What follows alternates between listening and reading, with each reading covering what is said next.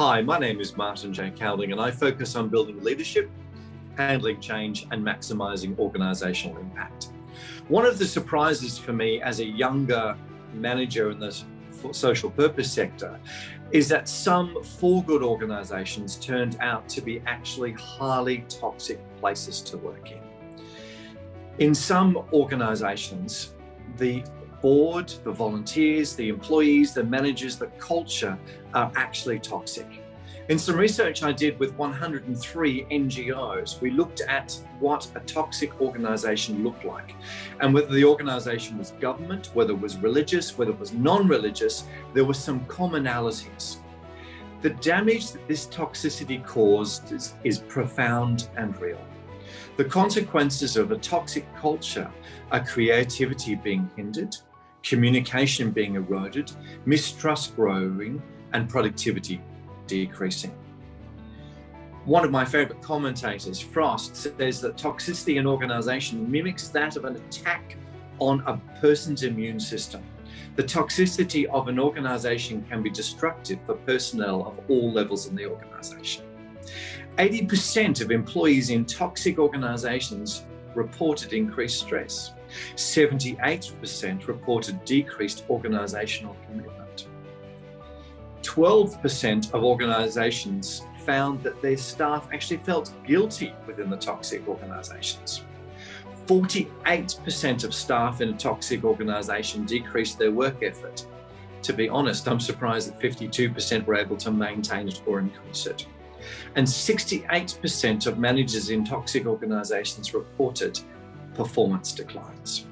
Employees had lower job satisfaction and lower commitment. There was increased psychological stress, and many people left their employment, resulting in very high employee absenteeism, an increase in employee drug and alcohol usage, an increase in employee violence, increase in staff turnover, increase in inefficiencies.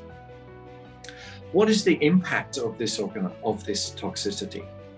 One of the disturbing things that I found in our research is that senior leaders actually accepted productivity declines, health and turnover costs, rather than deal with toxicity.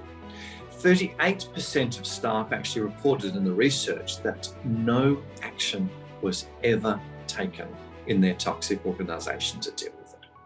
What actually can be done? There's a number of things that we can do to shift this toxicity.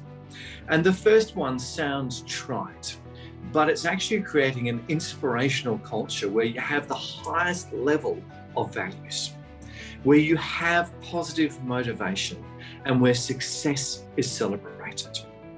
The second thing that we need to shift this is to actually have transformational leadership.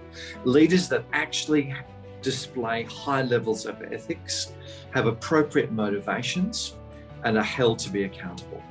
The third thing we need to have is education about values and expectations. It amazes me how many times I've joined organisations in roles and I've had no education about how to do the job or the culture of the organisation. The other thing that we need in our organisations is effective systems, which means no shortcuts, no rule bending. We can have flexibility that's acceptable. When we actually break rules, we found that toxic cultures were more likely to develop. We also need to have appropriate rewards. What are you rewarding with your staff and your employees and volunteers? We need to acknowledge the values in our rewarding. We need to connect to people's individual motivations. We need to celebrate the skills that are used for success. So we need to be developing inspirational culture, transformational leadership, good education, effective systems, and appropriate rewards to shift toxic culture. If this has been helpful, click the link below to stay in touch. Please also subscribe, like, or share.